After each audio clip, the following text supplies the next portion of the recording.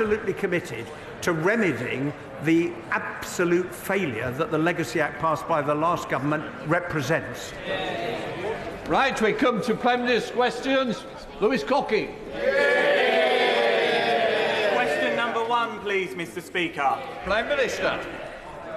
Mr. Speaker, my deepest condolences, and I'm sure those of the whole House, are with the families and friends of Jenny, Martin and David, tragically killed in the fire in Bicester last week. May I also welcome to the gallery Cheryl Corbell, the mother of Olivia. I'm always humbled by those with the courage to respond to appalling heartbreak by campaigning for change. And I know the whole House will pay tribute to her extraordinary courage and extraordinary resolve. Mr. Speaker, because of the action taken by this government, the UK is now the fastest growing economy in the G7.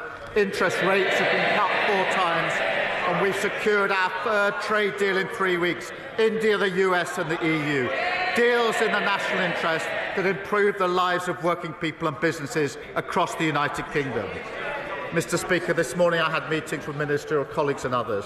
In addition to my duties in this House, I shall have further such meetings later today. Lewis Cocky. Thank you, Mr. Speaker. This Labour government has been in power now for almost 12 months. So when will the Prime Minister stop defying the will of the British people, stop dancing around the subject and stop all illegal immigration into the United Kingdom, which has been rising under his watch? It was the last government that lost control of immigration. Record numbers on net migration, lost control of the borders. We're bringing forward legislation to give law enforcement the greatest possible powers. What are they doing? They're voting against it. Sir Owen. Thank you, Mr. Speaker. Whilst the economy is showing signs of improving, many pensioners are still impacted by the cost of living crisis. People in Luton who have worked hard all their lives, seeing their precious savings slip away. So can the Prime Minister tell us what measures he will take to help struggling pensioners in towns like mine? Prime Minister. Well, Mr. Speaker, we all know the economy was left in an absolute mess by the Tories. We had to stabilise the economy with tough decisions, but the right decisions. Because of those decisions, the economy is beginning to improve. Those growth figures last year, the highest growth in the G7, interest rate cuts, 4 in a row, 3 trade deals. But I recognise that people are still feeling the pressure of the cost of living crisis, including pensioners. And as the economy improves, we want to make sure people feel those improvements in their days as their lives go forward. And that is why we want to ensure that as we go forward, more pensioners are eligible for winter fuel payments. As you would expect, Mr. Speaker, we will only make decisions we can afford. That is why we will look at that as part of a fiscal event. Leader of the Opposition, Kemi Badenoch. Mr. Speaker, it's extraordinary listening to that last answer from the Prime Minister. Inflation was 2% when Conservatives left office. 2%. It's now nearly double that. When will he recognise that it's Labour's budget driving up inflation? I think what she forgot to say was over 11% on their watch, and she didn't say a lot. I am confident those numbers will come down, Mr. Speaker. The Bank of England is confident those numbers will come down. That's why we've seen 4 interest rates in a row. But I notice she can't resist grabbing any opportunity to talk the country down. She doesn't mention the growth figures, the interest rate figures, record investment, wages up more than prices, 200,000 jobs created, 4 trade deals. And the reason, Mr. Speaker, they haven't learned, they haven't changed, and as George Osborne said, she doesn't have a credible economic plan. Mr. Speaker, this is laughable from the Prime Minister. He knows that inflation was brought down by us to 2%, bang on target. We were reacting to a war in Ukraine that brought inflation up all over Europe. While he is doing trade deals with countries like the US and India, their inflation is going down. It's going up here. Why? The ONS says the inflation figures are driven by significant increases in household bills. We warned him repeatedly that this is exactly what would happen, what his policies would do. We called it awful April. The Prime Minister came into office saying that he would tackle the cost of living crisis. He has failed. He hasn't got a clue, has he? Mr. Speaker, she talks of their record, the disastrous Liz Truss mini-budget. Inflation through the work. They left a £22 billion black hole. Living standards at an all-time low. Energy prices through the roof. Mortgages through the roof. And, Mr. Speaker, we're taking measures to bring prices down. That EU deal will bring prices down. That's why supermarkets welcomed it. What did she do? She opposes measures to bring prices down. Mr. Speaker, he needs to stop whining about what the last government did and look at what he is doing. He is the Prime Minister.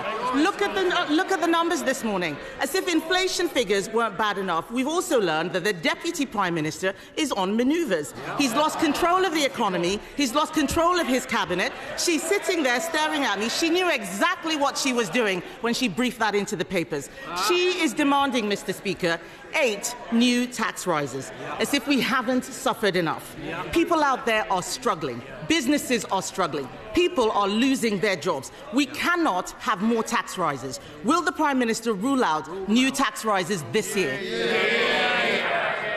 Mr. Speaker, she's not learned or changed. They lost the election because their appalling record on the NHS, on health, on prisons, you name it. And now she accuses everyone of whining about the impact that had on the country. It had a huge impact on working people across the country, and they're absolutely right to complain about it. She wants to talk about the Deputy Prime Minister. The Deputy Prime Minister, working with the Chancellor, building 1.5 million new homes, reforming our planning system, putting £7 billion into our economy and bringing forward our employment rights bill, which is the single biggest upgrade to workers' rights in a generation. That's desperate stuff. The whole House would have heard the Prime Minister refuse to rule out new tax rises. The whole House heard it. He didn't rule it out. That his cabinet is open warfare. The Deputy Prime Minister clearly calling the shots. What is it that we've learned? We're heading for new tax rises. We know inflation is up. It's just more and more bad news from a Prime Minister who has lost control.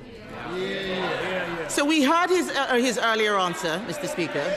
We heard his earlier answer on winter fuel. Let's try and get some more information. I'm going to ask him a simple question. It only requires one word, yes or no. Is he planning to U-turn on winter fuel cuts? Yes. Prime Minister. Mr. Speaker, I made clear in my earlier answer that as the economy improves, we want to take measures that will impact on people's lives, and therefore we will look at the threshold, but that will have to be part of a fiscal event. But, Mr. Speaker, they lost control of every element of the economy, of prisons, the borders, the NHS, you name it. And now she's lost control of her party. They are sliding into oblivion. They will have to trade on their past, Mr. Speaker, because that's all they've got. Speaker, I made it really easy for the Prime Minister. Just a simple question, yes or no, and he could not answer. I wonder how the public feel about a man who can't give a straight answer to a simple question. And you look at all of them behind him, all of them cheering, when this inevitable U-turn on winter fuel comes, and it will, from a desperate Prime Minister, what will he say to the 348 MPs who went over the top and voted for the winter fuel cut last September? Just like the British public, how can any of them ever trust him again? Mr. Speaker, it's only because of the measures we've taken that the economy is improving. Growth at the highest rate in the G7. 4 interest rate cuts, 3 trade deals because countries want to trade with this country because of the decisions that we've made. All of those decisions opposed by the party opposite. They've learned absolutely nothing and they're going absolutely nowhere. Mr. Speaker, this is a Prime Minister who says he's taking measures. The jobs tax is killing jobs. Inflation is up. Business confidence is down. Everyone is worried. He promised to cut bills, but today we see they are rising because of his policies. He promised not to raise taxes on working people, but his jobs tax means people are losing their jobs. Every week we come here with a new company that is saying they are shedding jobs. That's on his watch. He promised to protect pensioners, but his winter fuel cut has driven thousands into hardship. His MPs hate this. He can't see them, but they all look sick just hearing what it is he's going to do. So let's wait until... Oh, yes, they're laughing. They're laughing. They're laughing.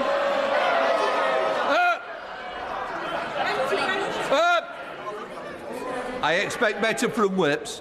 And boys on at the back, I've got my eye on you. Heavy bed up. Mr. Speaker. Mr. Speaker. Order. Sorry.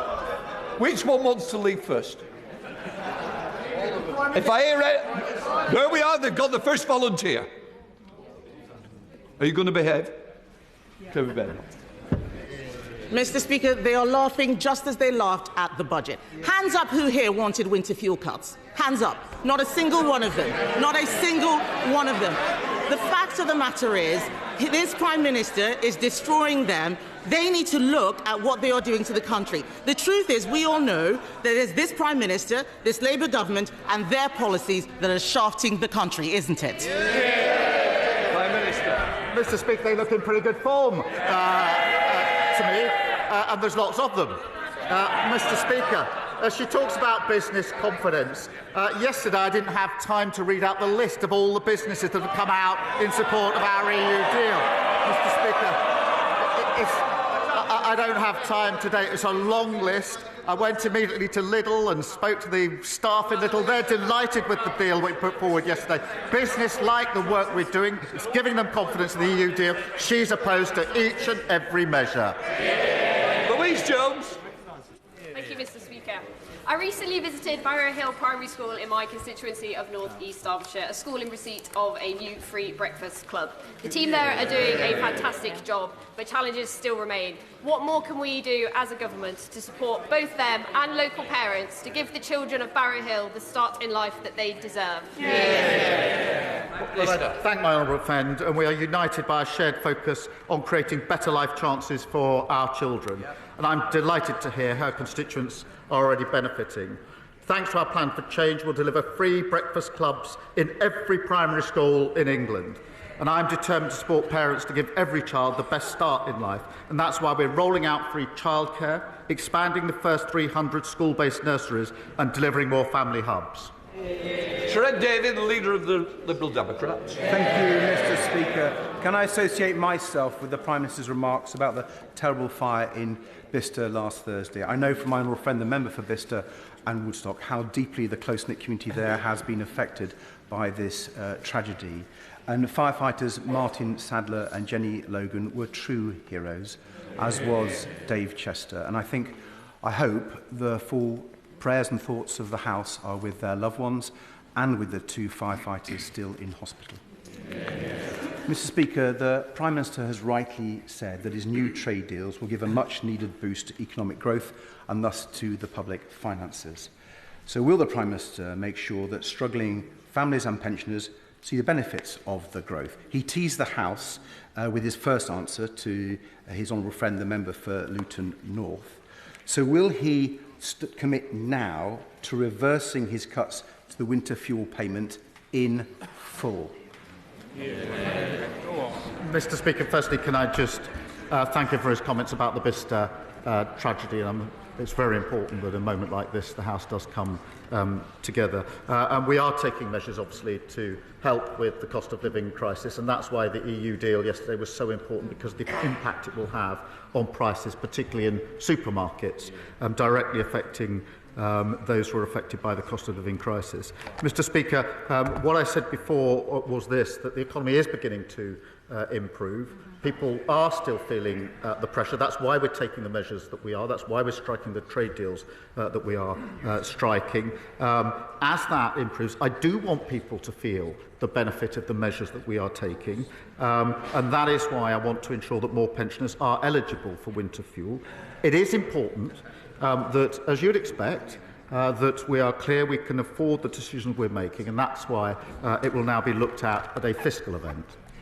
Sherrod David. Mr. Speaker, I think I welcome what the Prime Minister has said, but we will look at the details, and I hope he will use some of these new proceeds to help others like carers, because the government's changes to PIP will have big